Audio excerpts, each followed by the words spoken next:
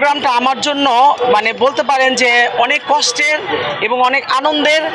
কারণ গত বছর এই দিনে আমার ছোট ছেলে 2 তারিখে আওয়ামী লীগের সন্ত্রাসীদের দ্বারা ফ্যাসিবাদ সরকারের আমলে তার উপরে আঘাত আনে এবং সে এভার কেয়ারে আজকের এই দিনে তার অপারেশন হয়েছিল মাথায়।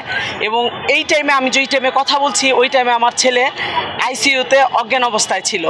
সত্যি কথা বলতে যখন আমার ছেলের জ্ঞানটা ফিরে সন্ধ্যার সময়, আমার তখন মনে হয়েছে যে আর কোনো থামার এখন জায়গা নেই, সময় নেই, আমাদের এখন আবার সামনে এগিয়ে যেতে হবে। পরবর্তীতে আমার ছেলের জ্ঞান ফেরার পরে আমি আবার রাজপথে এই আন্দোলন সংগ্রামে এসে যোগ দিয়েছি। সেক্ষেত্রে আজকের দিনটা আমার জন্য খুব একটা বলতে পারেন যে আনন্দেরও, কারণ আজ অনেক দেখা গেছে শহীদের বাবা মা তার সন্তানদের দেখতে পাচ্ছে না। সেই ক্ষেত্রে আমি অনেক ভাগ্যবান মনে করি নিজেকে, আমার ছেলেকে আমি দেখতে পাচ্ছি।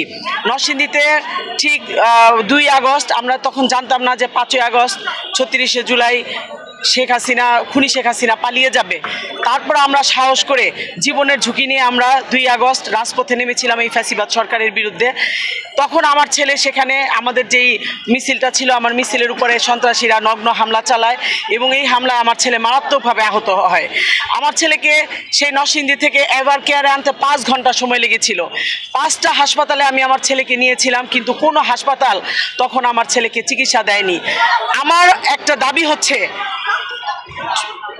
এই যে আন্দোলন সংগ্রাম গণতান্ত্রিক একটি অধিকার, আমরা আন্দোলন সংগ্রাম করব। রাষ্ট্রের বিরুদ্ধে যদি আমরা কোনো ষড়যন্ত্র করতাম, সেটা হচ্ছে আমাদের সরকার দেখবে যে কে রাষ্ট্রের বিরুদ্ধে আমরা কোনো ষড়যন্ত্র করছি কিনা। আমরা তখন ফ্যাসিবাদ সরকারের বিরুদ্ধে আন্দোলন সংগ্রাম করেছি, সিস্টেমের বিরুদ্ধে আন্দোলন সংগ্রাম করেছি। সেটা কিন্তু একটা গণতান্ত্রিক অধিকার। কিন্তু এই গণতান্ত্রিক অধিকার চাওয়ায় আমাদের উপরে যেভাবে নগ্ন হামলা করেছিল, এই হামলা যেন ভবিষ্যতে যে সরকারই থাকুক, কোনো সরকার যাতে কোনোদিন এইভাবে কারো উপরে হামলা না চালায়। এবং একটা আহত মানুষ চিকিৎসা পাওয়ার অধিকার আছে, কিন্তু কোনো হাসপাতাল তখন আমার ছেলেকে চিকিৎসা দেয় নাই। আমি চাই না ভবিষ্যতেও কোনো দিন এরকম কোনো কার্যক্রম কোনো সরকার করুক যে সরকারের বিরুদ্ধে কথা বললে হামলা চালাবে এবং কোনো হাসপাতাল সরকারের ভয়ে, তখনকার যেই সরকারই থাকবে, যে সরকারের ভয়ে একটা মৃত অবস্থায় যে মারা যাচ্ছে তাকে চিকিৎসা দিবে না। তখন আমরা কিন্তু অনেক দেখেছি যে চিকিৎসার অভাবে মানুষ মারা গেছেন। কিন্তু আজকে আমরা এখানে উপস্থিত হয়েছি, আমি যখন আমার ছেলের অপারেশন চলছিল সেই সময় কিন্তু এই নাহিদ ইসলাম এই জায়গা থেকে 1 দফার ঘোষণা দিয়েছিলেন।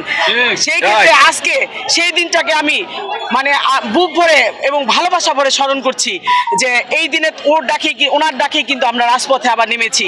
আহত অবস্থায় মৃত পথযাত্রী আমার সন্তান, তারপর আমি কিন্তু রাজপথে নেমেছি তার ডাকে। আজকে আবার তার ডাকে আমরা এখানে এসেছি। আমরা একটা নতুন বাংলাদেশ গড়তে চাই।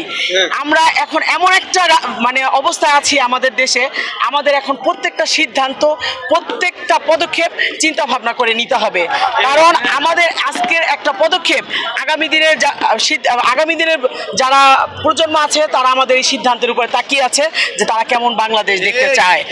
এই জন্য আমরা মনে করি আমরা 5 আগস্টের পরে যেই বাংলাদেশ প্রাপ্তি ছিল আমাদের প্রত্যাশা অনুযায়ী, সেই প্রাপ্তি আমরা পাইনি।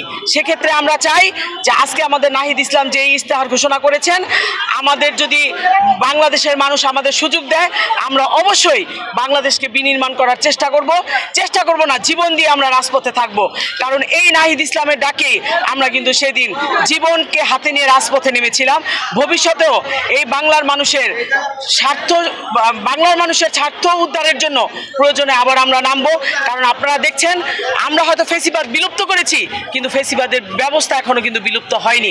আমরা যতদিন এই ফ্যাসিবাদের ব্যবস্থা বিলুপ্তি না হবে অতদিন আমরা রাজপথে থাকবো। এনসিপি রাজপথে থাকবে ইনশাআল্লাহ। জনগণকে সাথে নিয়ে থাকবো। আমরা কোনো পুলিশ প্রশাসনকে সাথে নিয়ে থাকবো না, কোনো আর্মিকে নিয়ে থাকবো না, কাউকে নিয়ে থাকবো না। আমরা জনগণকে নিয়ে রাজপথে থাকবো।